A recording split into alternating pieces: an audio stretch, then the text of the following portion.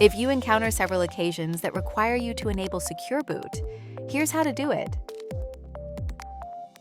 First, restart your PC and start pressing Delete key until the BIOS menu shows up. Press F2 to switch to advanced mode. Use the arrow keys to go to the Boot tab. Find Secure Boot and press Enter. And press Enter again.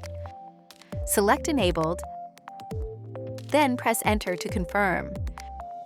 Next, go to Secure Boot mode and press Enter. Choose Custom and press Enter again. Then, select Restore Factory Keys and select Yes for Install Factory Defaults. Select Yes for Reset without saving, and then your system will restart. And that's it. Secure Boot is now enabled.